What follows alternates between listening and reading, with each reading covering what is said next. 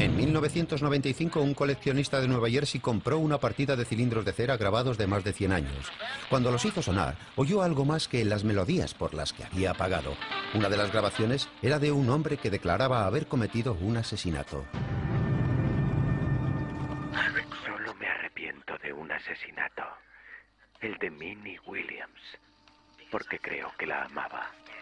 La confesión la realizó el doctor H.H. Holmes unos días antes de que lo ahorcaran.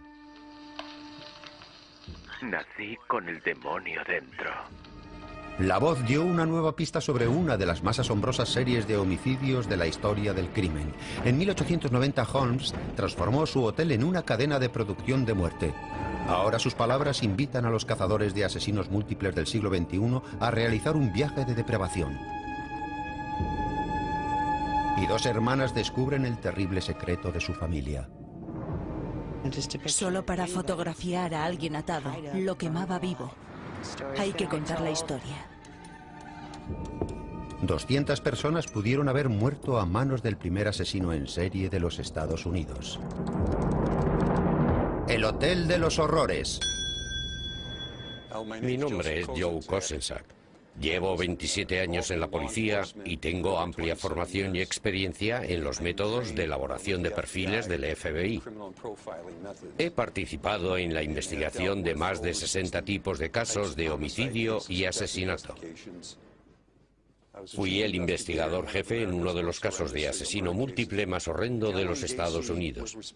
John Wayne Gacy estranguló a 33 hombres jóvenes en el área de Chicago a lo largo de un periodo de unos 5 años. En aquella época, en 1978, yo no conocía el caso de H.H. Holmes, pero lo encontré fascinante. Y cuando me informé sobre él, hallé un montón de paralelismos. Fue en una época en que se celebró una exposición universal en Chicago.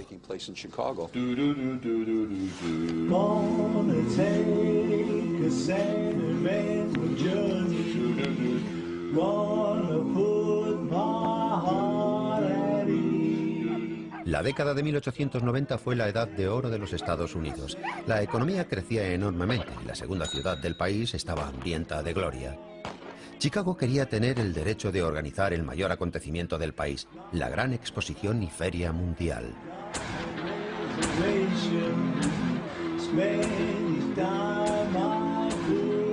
En el cercano barrio de Englewood, un hombre planeaba sacar provecho de la enorme cantidad de visitantes que esperaban.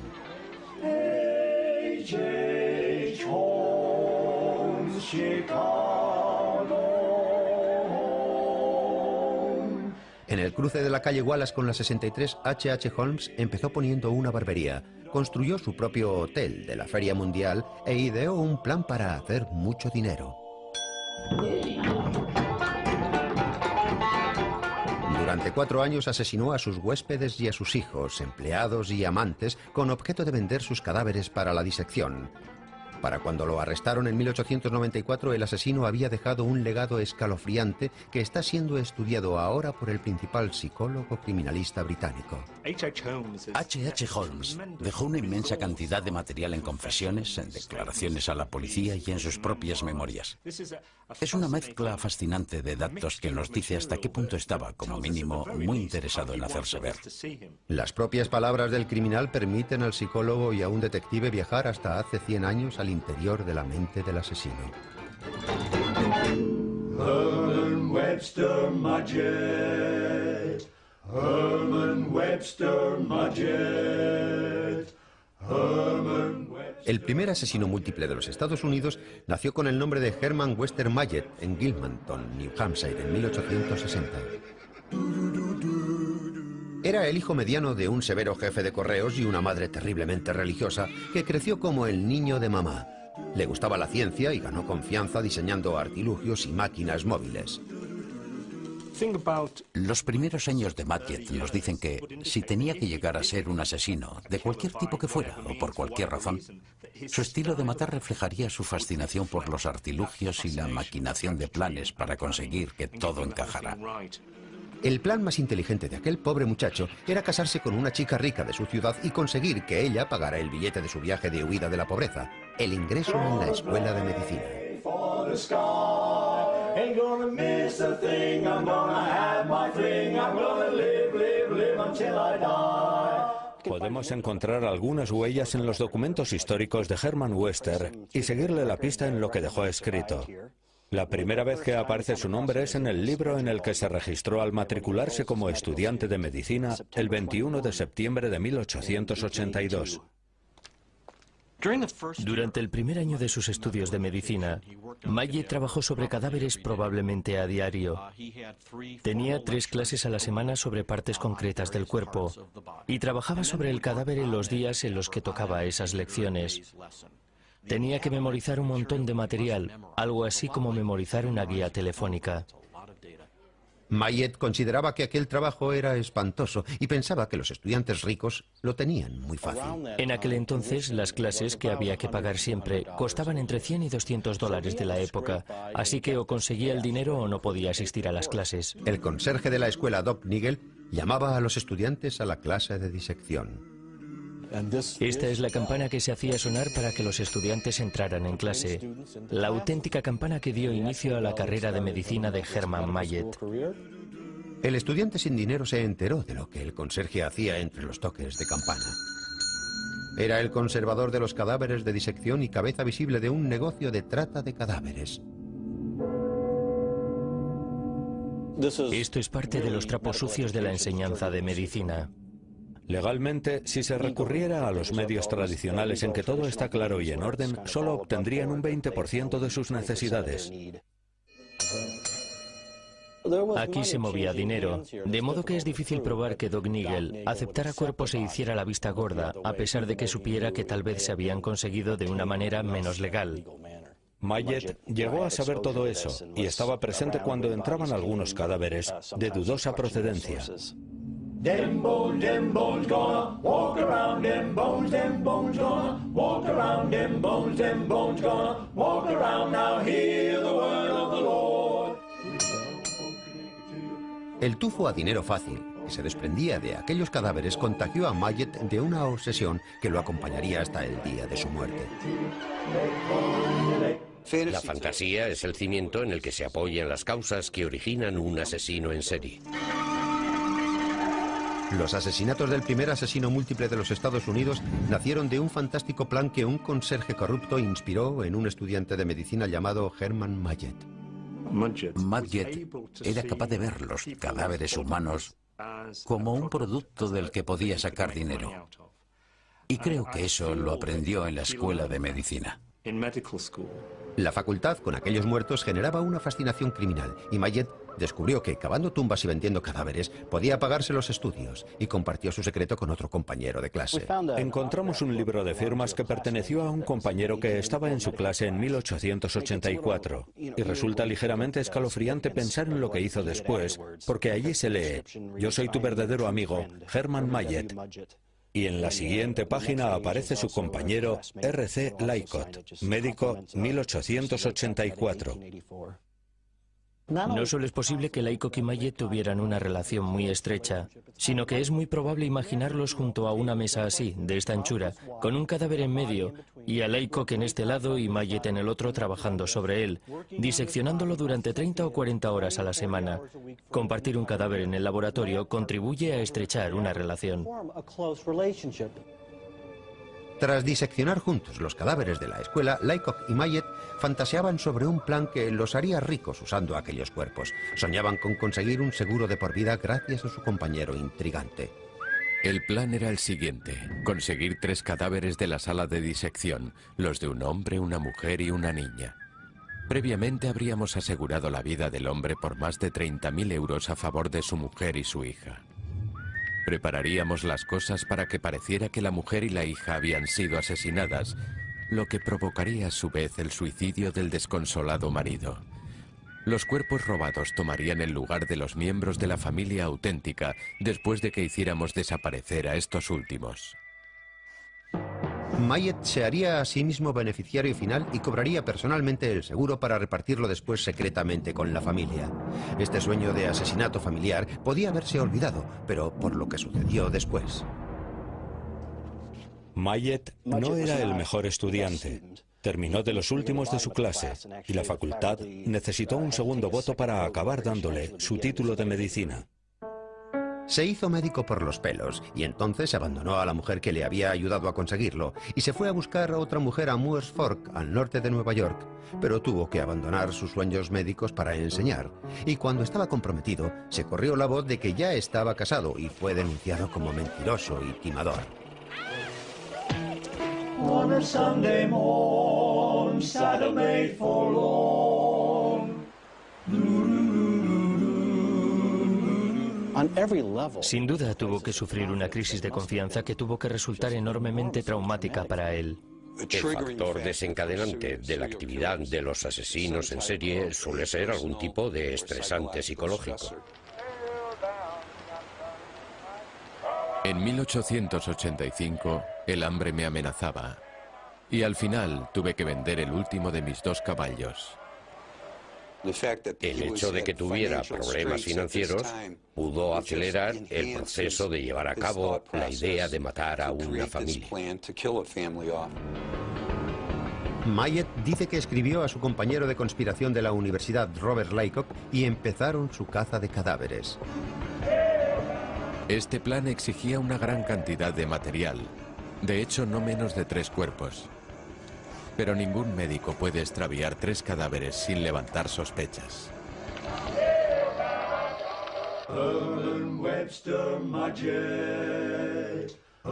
Hallar cuerpos para sustituir a una familia entera parecía demasiado arriesgado, así que Myatt decidió llevar adelante el fraude pretendiendo que se mataba él solo.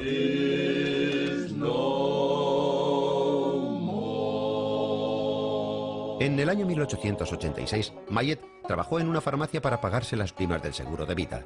Envió los papeles del divorcio a su primera mujer para dejar hecho cierto trabajo de base, antes de casarse con Myrta Belknap, que estaba al tanto del plan.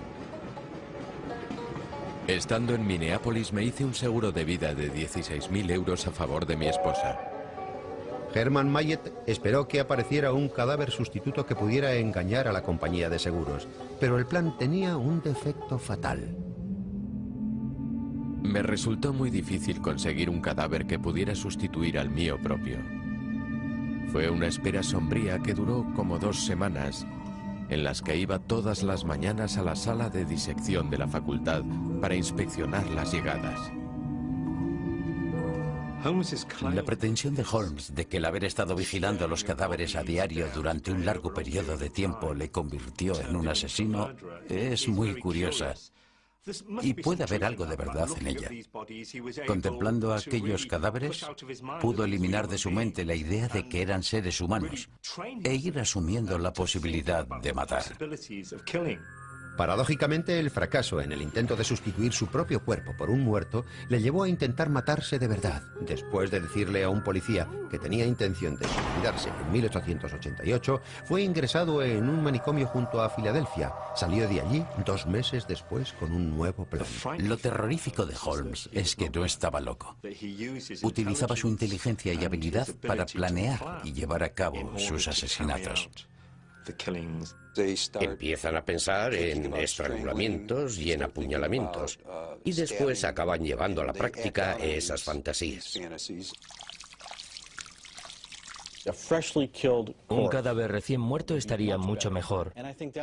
Así es como pasó de vigilar los cadáveres conservados en formaldehído a aquellos que habían muerto recientemente, pues eran mejor material para el propósito que se había marcado. De modo que, en vez de esperar la llegada de un cadáver, Myatt atrajo a su mejor amigo a su hotel. Tras atraer a Robert Laycock a Chicago, lo maté dándole una sobredosis de láudano.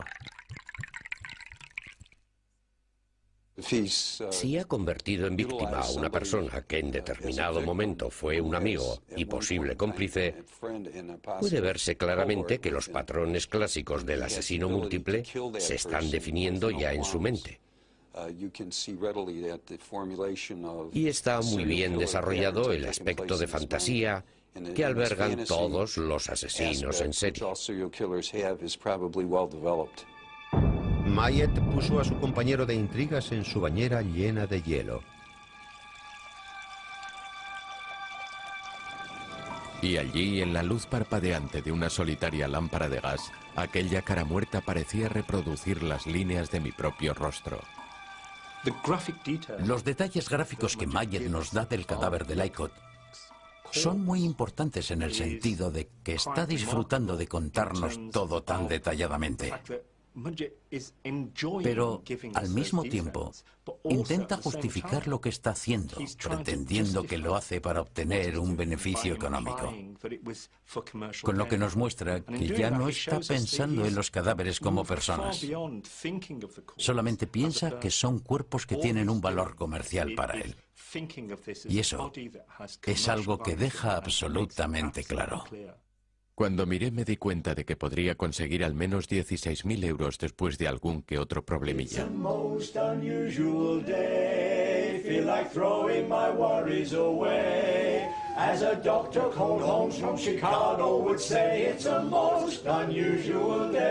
Mayet se deshizo del cadáver después de vestirlo con su ropa y de ponerle sus documentos de identidad para que apareciera así ante la compañía de seguros.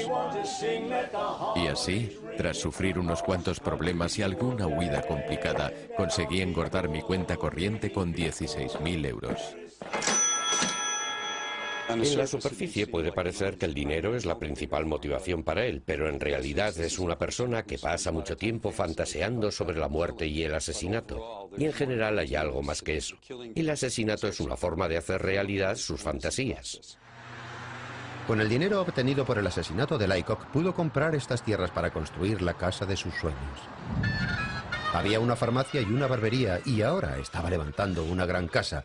Él llamaba su castillo a aquel edificio de 3 pisos con torreones, al que incorporó los últimos adelantos, como la iluminación de gas. Sus artilugios podrían ser utilizados en su nueva profesión. Herman Mayet volvió a nacer como empresario homicida, de nombre H.H. Holmes.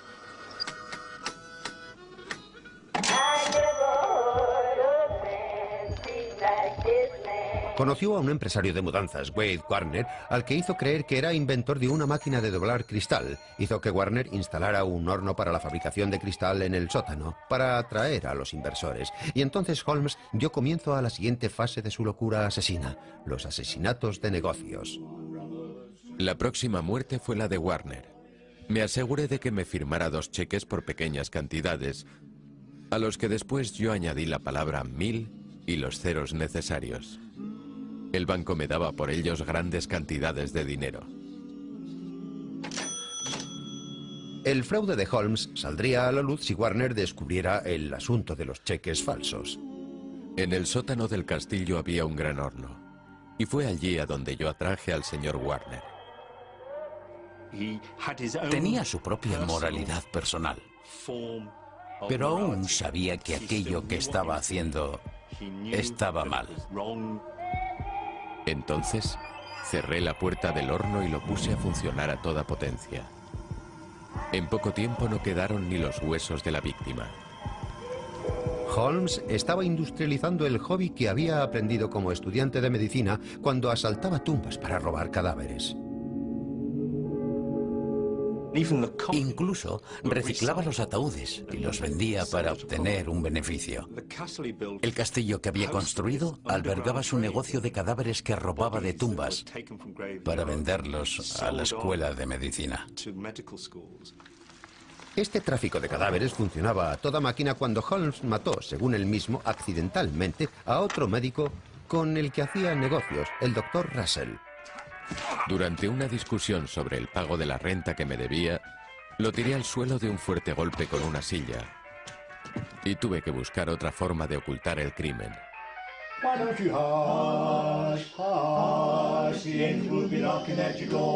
Holmes tenía el cadáver de un hombre asesinado en el piso de arriba y un negocio de cuerpos robados en el sótano. Es maravilloso para un asesino porque es una vía de salida para sacar sus cadáveres. Lo ideal para él es poder llevarlos a la escuela de medicina para prácticas de disección. Mi primera intención era llevar el cadáver a una escuela de medicina de Chicago y acabé vendiéndoles aquel cuerpo. Ahora que Holmes tenía vía libre y fácil para librarse de los cuerpos, sus asesinatos de hombres de negocios se convierten en algo cotidiano. Después de intercambiar abundante correspondencia, atraje a Charles Cole, un especulador del sur, al castillo y lo golpeé muy violentamente con una tubería de gas hasta hacerle trizas la cabeza. De modo que su cráneo estaba tan destrozado que no podía utilizarse para mi propósito habitual. Uno no quiere dejar pruebas de haber aporreado a nadie. Con el objeto de conseguir el cadáver de disección perfecto, Holmes instaló una cámara en el despacho del piso superior donde se podía bombear gas. Había encontrado otra manera de hacer que los hombres de negocios firmaran los cheques para él. Atraje a un banquero muy rico llamado Rogers a la habitación secreta para obligarle a firmar cheques por valor de 60.000 euros. Al principio se negó a hacerlo, pero al final, haciéndole pasar hambre y envenenándolo poco a poco con el gas, acabó firmando. Holmes había dado un paso más. Ya no era un simple ladrón de cuerpos. Es un sádico. Se crecen haciendo sufrir a sus víctimas. Disfrutan aplicándoles varias formas de tortura y probando en ellas sus técnicas, sabiendo que la persona está sufriendo un gran dolor y eso es lo que estos individuos necesitan para alimentar y ampliar sus fantasías. Era una persona totalmente preparada para abusar y explotar a otros individuos en su propio beneficio económico. El cloroformo era para Mayet el arma perfecta. Es un anestésico y no quería dejar pruebas de que estas personas habían muerto de ninguna forma que no fuese natural. Holmes obtenía su suministro del empleado de la farmacia del hotel, el señor Erickson.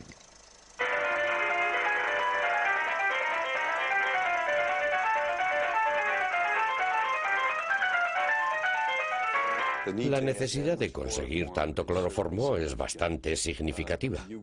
Nadie compraría tanto si no fuera para matar a un montón de gente y para someter a sus víctimas. Es importante decir que tenemos los planos del castillo que nos dan una idea del proceso que siguió su pensamiento a la hora de crear aquella fábrica de asesinatos. Holmes había hecho que diferentes constructores diseñaran cada uno una pequeña parte del edificio, de modo que ninguno pudiera descubrir que estaba convirtiendo el hotel en un matadero. Holmes es verdaderamente único en la historia de los asesinos en serie, porque, aunque sabemos que otros asesinos que hacían una especie de jaulas o celdas para encerrar a sus víctimas, Holmes fue más allá. Llegó a crear una máquina de matar, una fábrica para obtener los cadáveres a donde atraía a aquellos individuos que inocentemente entraban en contacto con él. Puso en arrendamiento 5 locales para tiendas en planta baja y alquilaba oficinas y habitaciones en los pisos superiores.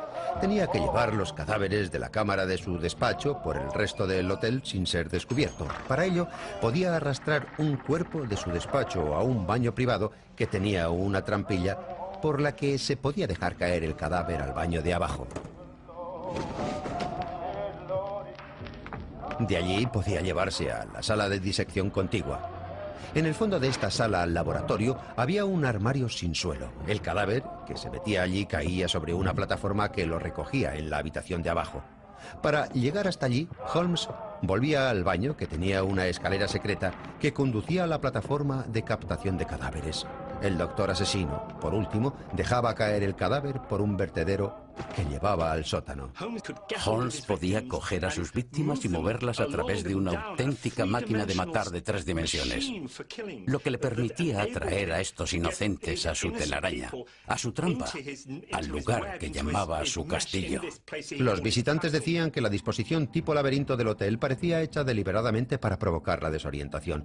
Holmes había convertido algunas habitaciones en cámaras de ejecución, instaló llaves de paso por la parte de fuera, de modo que podía hacer que el gas del alumbrado entrara en las habitaciones. Holmes podía también aplicar cloroformo a sus víctimas mientras dormían y sacarlas después de allí a través del vertedor central. Podría librarse de ellos y sacarlos sin ser visto. Había construido un cajón especial recubierto de brea para que la sangre no goteara cuando llevaba a sus víctimas al mercado. Ahora ya no sentía ningún reparo ni escrúpulo hacia el sufrimiento que infligía a la víctima. Y para mí, Esa es la definición del mal.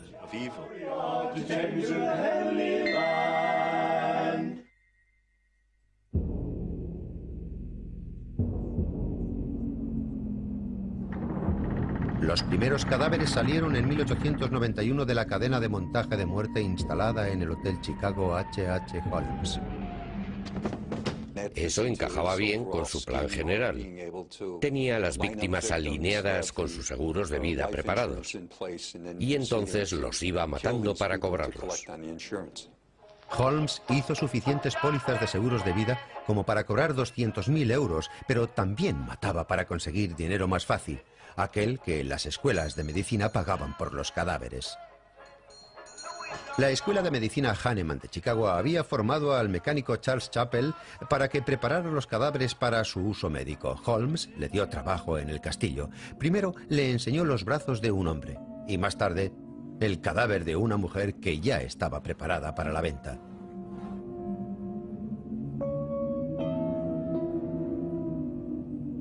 Parecía el cuerpo de una liebre que había sido despellejada, arrancándole la piel desde la cabeza y despegándola de todo el cuerpo. En algunas partes se había arrancado bastante cantidad de carne. El proceso de despellejar a esta persona así es básicamente un intento de deshumanización de la víctima. El hecho de que faltara carne en parte del cadáver es algo que los investigadores tienen que estudiar, porque puede ser también que este individuo estuviera practicando el canibalismo.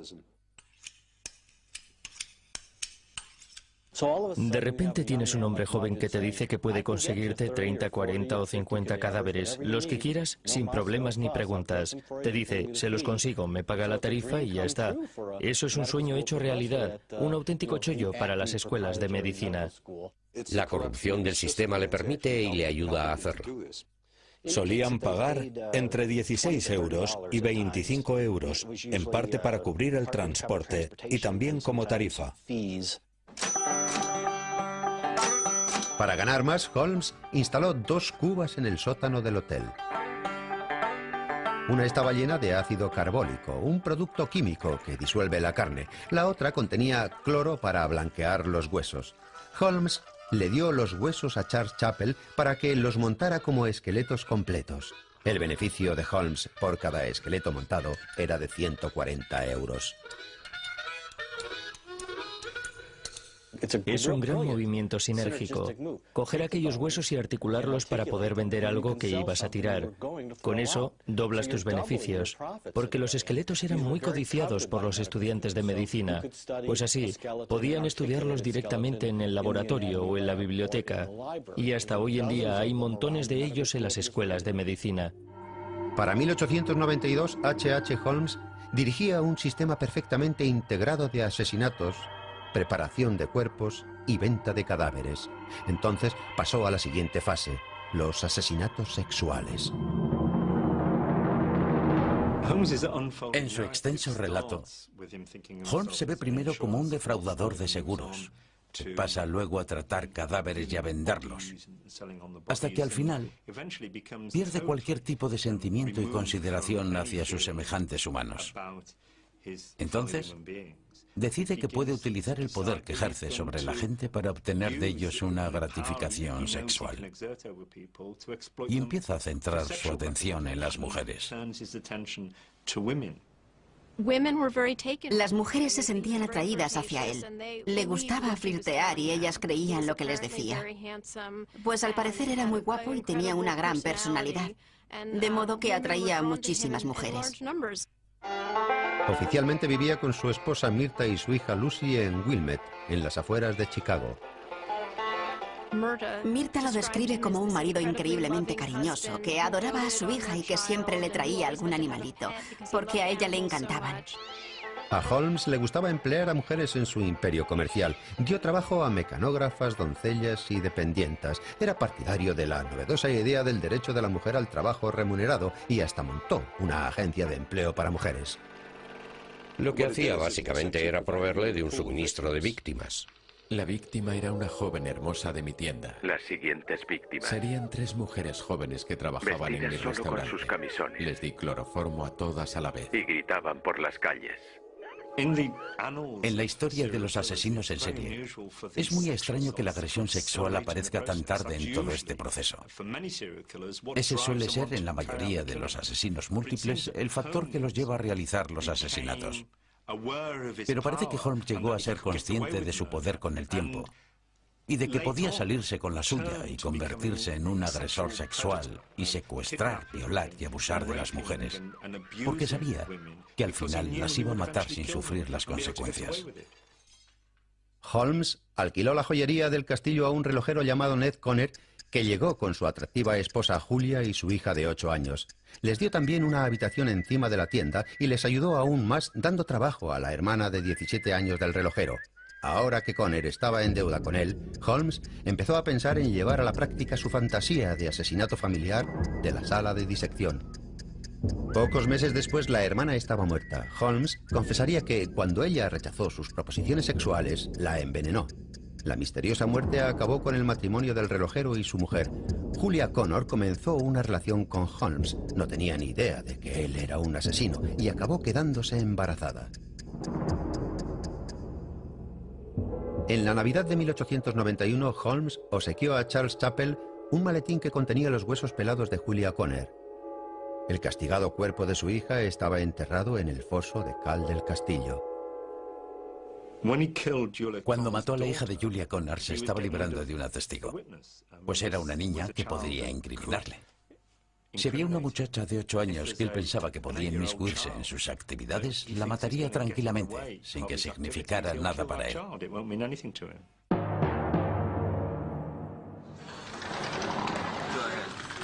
Beth y Brenda Paisel han seguido la pista de H.H. Holmes hasta Filadelfia. Las dos hermanas están investigando el asesinato de su bisabuelo Ben Paisel tras haber descubierto unos documentos familiares que revelaban cómo su relación comercial con Holmes terminó en una locura de asesinato de niños. Nadie nos había contado nada de esta historia. Había permanecido oculta. Pero cuando nuestra abuela murió, encontramos en su casa una serie de recortes y artículos de periódico. Los leímos y empezamos a conocer todos los terribles detalles de esta historia. Paisel era inventor y Holmes registró la licencia de una carbonera que él había diseñado e incluso utilizó a los propios hijos de Paisel para anunciarla. Tanto Howard, el niño que se inclina para coger el carbón, como la niña que lo recoge, se parecen mucho a Alice y Nellie, sus propios hijos. Holmes se enroló al cabeza de familia en un nuevo trabajo. Holmes no era un hombre muy alto. Medía como 1,70 y pesaba unos 68 kilos. Era como de mi tamaño, un tipo pequeño con un gran bigote. Benjamín era un tipo alto, de más de 1,80 y bastante musculoso, así que se convirtió en su esbirro, en su lacayo. Holmes enviaba a su sirviente a la búsqueda de nuevas oportunidades. En diciembre de 1891, Paisel le dijo que había conocido una nueva mecanógrafa muy guapa, Emily Seagram. Holmes le ofreció un trabajo en el castillo. Durante los siguientes 6 meses, el doctor cortejó a la muchacha de 23 años regalándole flores y llevándola al teatro. Engañaba a aquellas mujeres utilizando tretas de enamorado. Y al final, cuando perdía el interés por ellas, o estaban a punto de dejarlo, y pensaba que podrían resultar peligrosas, las mataba. En el invierno de 1892, Emily Seagram desapareció. Holmes le dijo a los demás inquilinos del castillo que se había ido para casarse, pero Emily no celebró ninguna boda. Holmes la gaseó hasta la muerte porque no quiso casarse con él.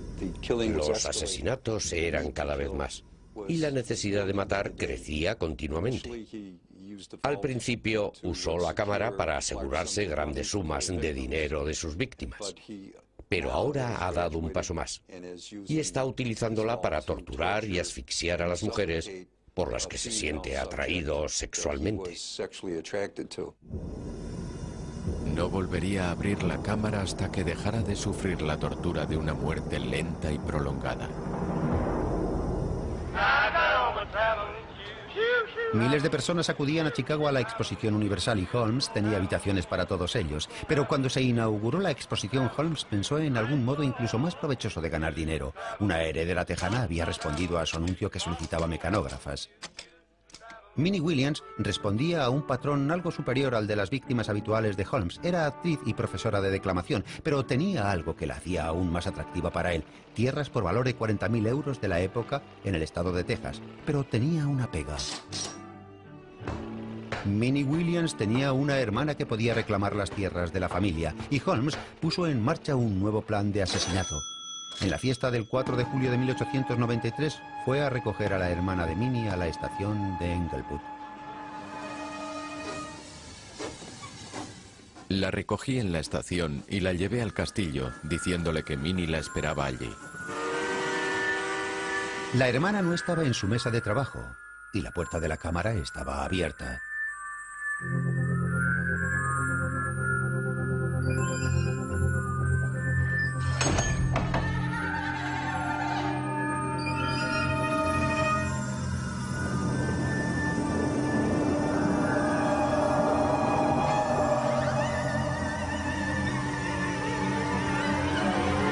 La marca de la perversión de Holmes quedó grabada a fuego en el interior de la puerta de la cámara. En el proceso de tortura de la mujer se utilizaron ciertos compuestos químicos para aumentar su sufrimiento. La planta de su pie tenía sin duda algún tipo de sustancia que, en contacto con la pared a la que empujaba con el pie cuando moría, dejó una huella en la parte interior de la cámara.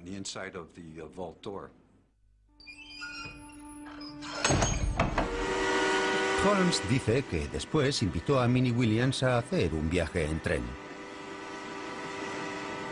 Llevé a la señorita Minnie Williams a unos 14 kilómetros al este de Moments en un tren de carga muy poco transitado. Allí le quité la vida envenenándola y enterré su cadáver. La confesión del cilindro de cera subraya muy especialmente la declaración del amor que siente hacia su víctima. Solo me arrepiento de un asesinato, el de Minnie Williams, porque creo que la amaba. La grabación apunta hacia la motivación principal de Holmes. Es difícil llamarlo amor, pero yo diría que tiene la forma de una obsesión. Holmes era un acosador compulsivo. Holmes se obsesionaba y acechaba a determinadas mujeres. Era un individuo que ya no tenía verdaderos sentimientos humanos.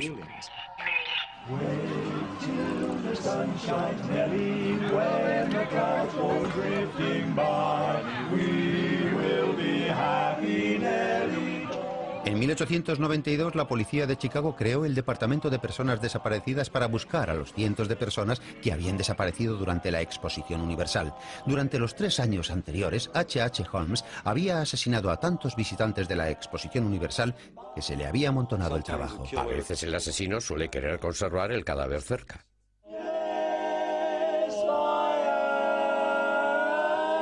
La policía hizo una visita a Holmes en noviembre de 1893 a causa de ciertos fraudes que había estado cometiendo y vio paquetes de cuerpos humanos listos para su traslado. Me preguntaron cuál era el contenido de un par de pequeñas cajas y les di respuestas evasivas. Poco después de aquello empecé a destruirlas quemándolas. Con la policía acercándose a su fábrica de cadáveres, Holmes prendió fuego al piso superior del castillo y el día de Año Nuevo huyó de Chicago con el carbonero Ben Pitese para cobrar las propiedades de las víctimas. Holmes aseguró la vida de Paisel por 8.000 euros al principio de su viaje por el campo. Las bisnietas de Benjamin Paisel reconstruyeron su viaje con las pistas ocultas en los papeles de la familia.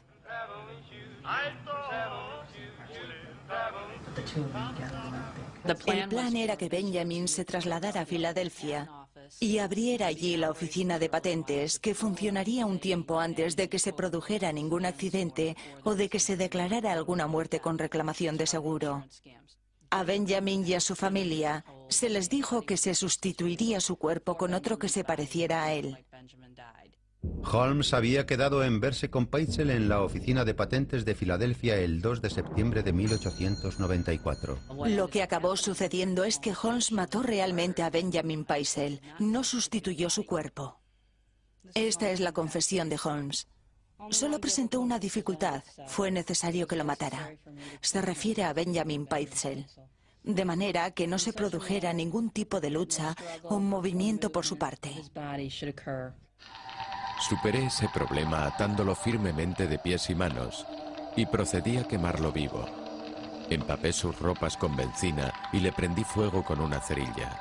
Su tortura fue tan terrible. Su tortura fue tan horrible que pensé que habría sido mejor matarlo de alguna otra manera. Si alguien hubiera oído tanto lloro y tanto ruego, no podría creer que una persona pueda ser tan cruel y depravada. Me rogaba que lo matara más rápidamente, pero sus ruegos no me afectaban. Al menos puedo ahorrar al lector el recital de gritos y súplicas de la víctima, sus oraciones y su último ruego para que terminara cuanto antes con sus sufrimientos, ninguno de los cuales me afectó. ¿Cómo se siente al leer eso? Me entristece y me inquieta. No lo había leído antes. Es información nueva. Es muy difícil, como se puede suponer. Sí, porque prácticamente podemos verlo. Y esta persona es mi bisabuelo. Es verdad que no lo conocí, pero su sangre corre por mis venas. Imaginarse a alguien atado, quemándose vivo, con esos productos químicos y gritando sin parar. Refuerza el odio que siento por aquel tipo. Y escuchar los detalles en palabras del propio Holmes. Es mucho más triste aún. Nunca lo había oído con tanto detalle.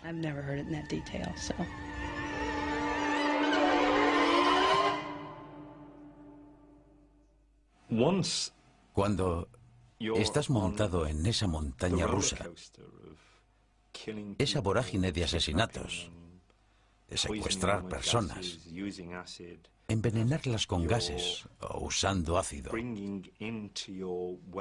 cuando te dedicas a atraer mujeres a tu red para explotarlas o abusar de ellas y acabar matándolas, cualquier cosa es posible.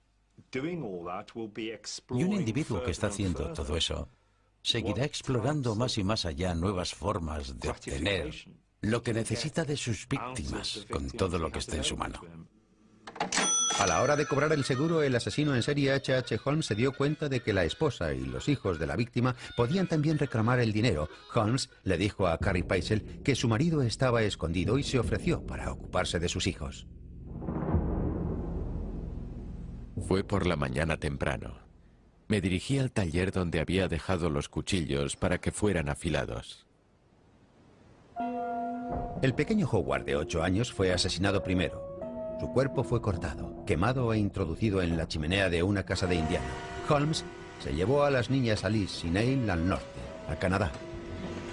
Escribían cartas diciendo dónde estaban, cartas con fecha, que Holmes nunca envió.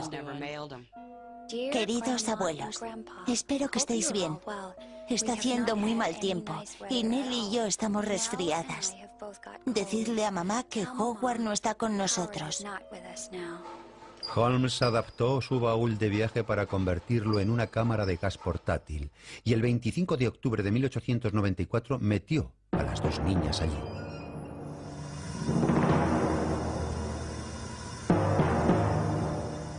Las pruebas parecen indicar que hubo algún tipo de actividad sexual con estas víctimas. Pudo haber acosado o hasta violado a las niñas, pues cuando las metió en el baúl estaban desnudas. Holmes alquiló esta casa en Burlington, Vermont, para llevar a cabo su fantasía del asesinato familiar. Quería matar a toda la familia.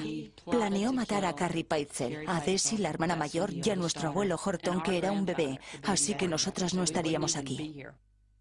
Pero la compañía de seguros sospechaba que la muerte de Peitzel no había sido un accidente y contrataron al detective Frank Geyer para seguir la pista de quien había cobrado la póliza. La policía detuvo a Holmes en Boston, pero no tenía ni idea de que fuera un asesino. No tenían información suficiente para llegar más allá del plan del fraude de los seguros.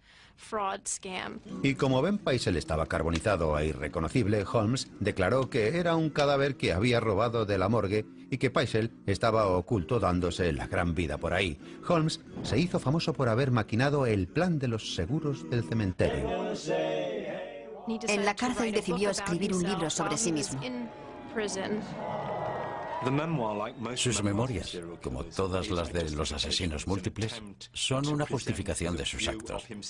Un intento de presentar su punto de vista de cómo le gustaría que lo vieran. Pero indican que era un hombre muy inteligente, con muchos recursos verbales. De manera que podía engatusar y convencer a la gente de la verosimilitud de lo que cuenta. Era el perfecto villano, pero tenía ese aire de villano guapo y misterioso, que hablaba muy bien, lo que le permitía seguir adelante más fácilmente con sus propósitos. Holmes se había salido con la suya. Era un autor muy vendido cuyo libro de mentiras engañó a todo el mundo sobre cómo se valió de los asesinatos para defraudar a las compañías de seguros. Pero el detective de la aseguradora acabó descubriendo un error de Holmes: el haber conservado las cartas de las niñas. Frank Geyer nunca habría descubierto qué significaba todo aquello.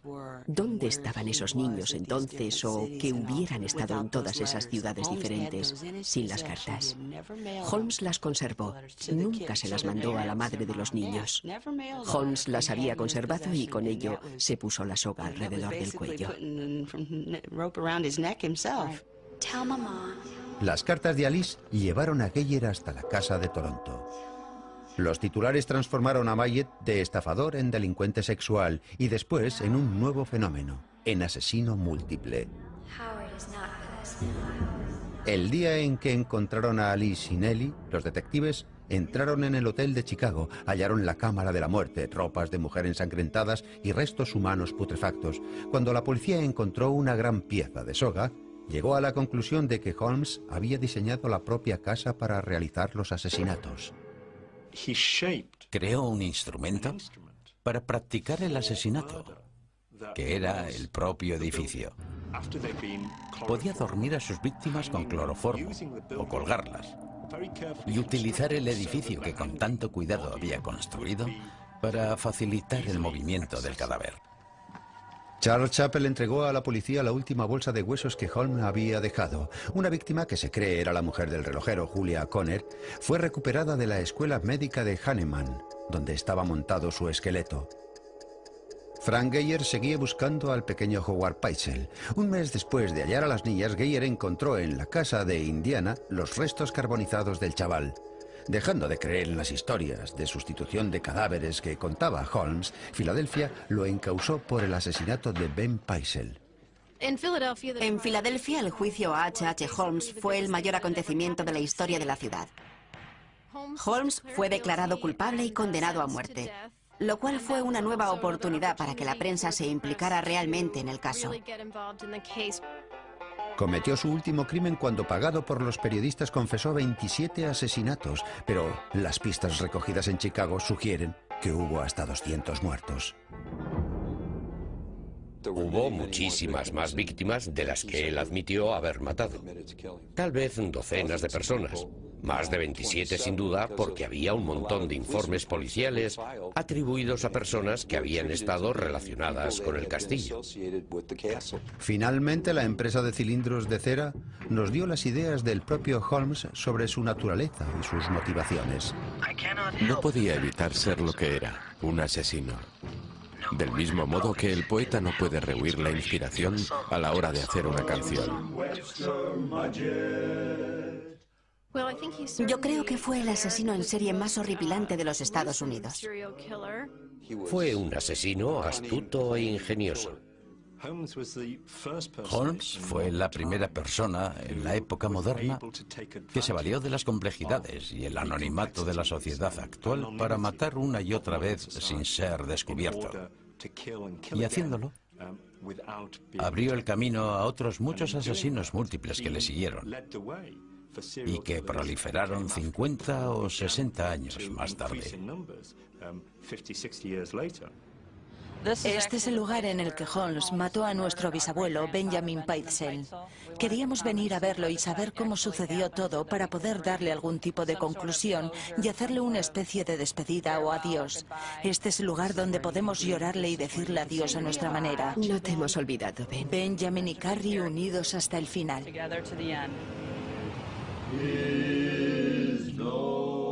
Holmes subió al cadalso el 7 de mayo de 1896. Aún atormentado por su fantasía de la sala de disección, su última voluntad fue ser enterrado en cemento para que su cuerpo nunca pudiera ser diseccionado.